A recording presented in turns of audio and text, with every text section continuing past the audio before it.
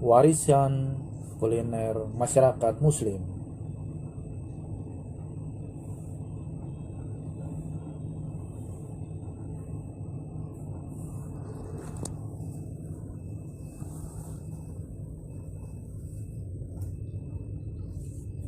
Teman-teman, mungkin orang-orang barat atau bahkan di antara kita banyak yang mengira bahwa hidangan kuliner Muslim hanyalah sebatas kari, kebab, dan lain sebagainya. Sebenarnya dugaan tersebut ternyata salah, karena telah terungkap begitu banyak makanan dan masakan yang kini diklaim oleh masyarakat barat, namun ternyata adalah warisan dari umat Islam. Bukan hanya ilmu pengetahuan, teknologi, dan peradaban yang tinggi saja yang dilahirkan oleh umat Islam pada era keemasannya, namun seni kuliner juga mendapat perhatian yang cukup besar dari sarjana-sarjana Muslim kala itu.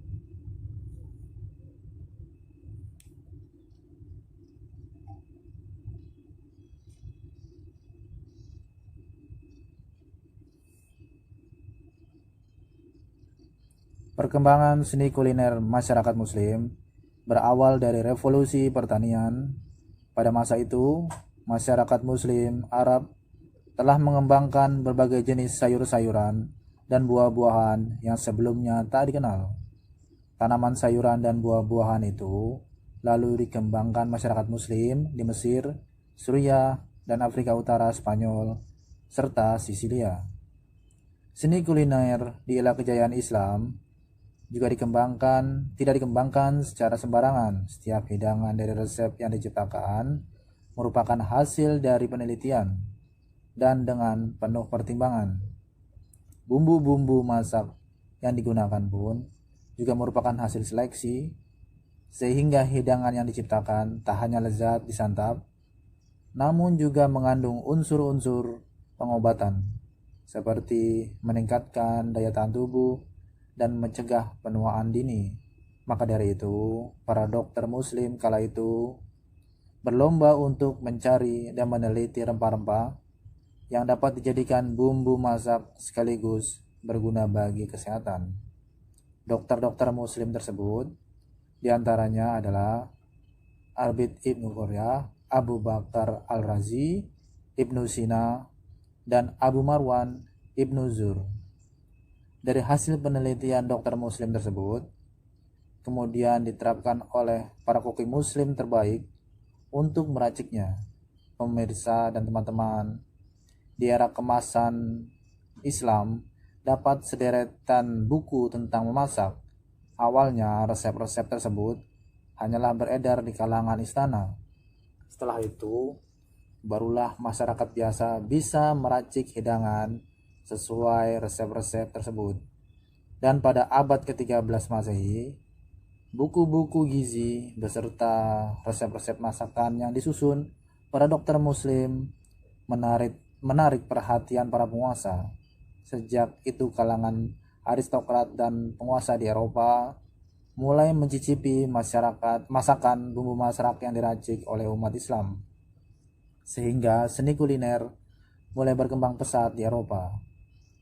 Masyarakat barat ternyata bukan hanya berhutang kepada ilmu pengetahuan dan teknologi yang dikembangkan sarjana Muslim, namun ternyata mereka juga banyak meniru dan mengambil resep-resep kuliner warisan masyarakat Muslim. Apa sajakah kuliner warisan masyarakat Muslim tersebut?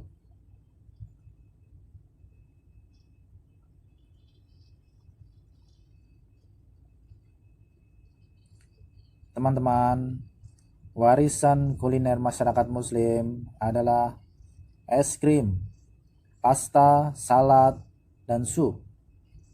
Es krim yang dalam bahasa Italia dikenal dengan sebutan cassata, ternyata nama ini berasal dari bahasa Arab, yaitu kasada. Tempat penyimpanan es juga telah berkembang di kalangan masyarakat Islam. Namun sejumlah dokter muslim seperti Al-Razi dan Ibnu Sina tak menganjurkan minum es dingin karena bisa merusak syaraf. Selain es krim, terdapat salad dan sup yang juga merupakan hidangan racikan dan saran dari dokter muslim seperti Al-Razi dan Ibnu Zor.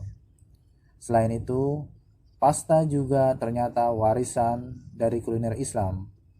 Petualang muslim yang bernama Al-Bakri menuliskan dalam catatan perjalanannya, dia menuliskan pada saat itu wanita-wanita muslim sudah membuat pasta untuk jamuan makan. Pasta warisan kuliner muslim ini terbuat dari tepung terigu khusus, dan jenis tepung khusus ini diperkenalkan oleh umat Islam ke Sisilia dan Spanyol pada abad ke-10 Masehi.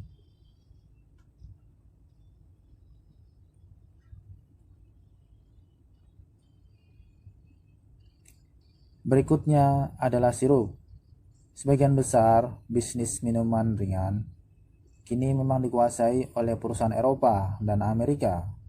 Namun siapa yang menyangka ternyata minuman ringan berupa sirup atau soft drink pertama di dunia berawal dari komunitas masyarakat muslim. Minuman ringan yang pertama kali dikembangkan di dunia bernama serbet. Minuman ringan ini terbuat dari jus atau ekstrak bunga atau rempah-rempah dan ditambah gula serta air. Bentuknya mirip sirup dan diminum dengan ditambah es. Konon kata sirup juga berasal dari kata serbet. Masyarakat Turki Utsmani sering meminum serbet sebelum dan ketika makan. Di Turki, salad disajikan dengan berbagai makanan khas Ottoman. Selain masyarakat muslim Turki, orang Mesir juga memiliki kebiasaan meminum syarab atau serbet. Orang Mesir juga memiliki berbagai jenis serbet atau minuman. Minuman ini begitu populer hingga awal abad ke-20 Masehi. Karena pada era setelah itu, masyarakat dunia kesulitan untuk mendapatkan buah-buahan segar hingga kemudian menyebar ke seluruh penjuru dunia.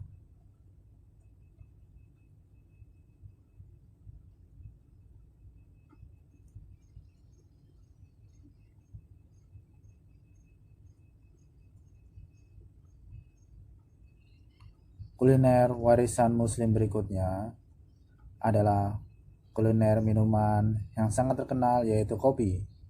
Ya, memang budaya menyeruput kopi telah menjadi gaya hidup masyarakat dunia modern. Tak heran jika kopi dari kelas bawah hingga kelas atas tumbuh dan menjamur di seluruh dunia. Minuman hitam yang nikmat ini ternyata juga warisan masyarakat muslim di era kemasannya. Minuman kopi pertama kali ditemukan masyarakat muslim di Yaman pada abad ke-10 Masehi. Di Yaman diracik sebagai minuman bernama al-kahwa.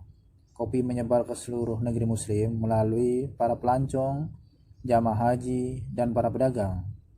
Kopi mulai dikenal masyarakat Mekah dan Turki pada akhir abad ke-15 Masehi, dan masyarakat Mesir baru bisa mencicipi kopi pada abad ke-16 Masehi. Sedangkan masyarakat Eropa sendiri baru mengenal kopi pada abad ke-17 Masehi. Kopi masuk ke benua Eropa melalui Italia, berawal dari hubungan perdagangan antara Venesia dengan Afrika Utara, khususnya Mesir yang menjadi pintu masuk kopi ke Eropa. Di Eropa, pada mulanya kopi hanya bisa dinikmati oleh orang-orang yang berpunya. Kedai kopi di Eropa pertama kali dibuka di Venesia pada 1645 Masehi. Sejak saat itu kopi menjadi minuman yang selalu hadir di setiap masyarakat Venesia. Jadi tak heran jika pada 1763 telah berdiri 218 kedai kopi di wilayah tersebut. Berbeda dengan di Inggris. Di sana kedai kopi pertama pada tahun 1650 Masehi. Kopi dibawa ke Inggris oleh seorang saudagar Turki bernama Praswarasi, sedangkan negara Belanda baru mengenal kopi setelah membawa biji kopi dari negara muslim di Asia Tenggara, yaitu Indonesia. Cara baru racikan dan cara meminum kopi mulai ditemukan sejak tahun 1683 Masehi.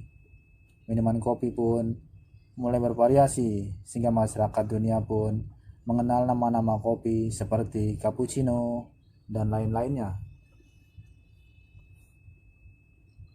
Pemirsa dan teman-teman, itulah sederet warisan kuliner masyarakat muslim.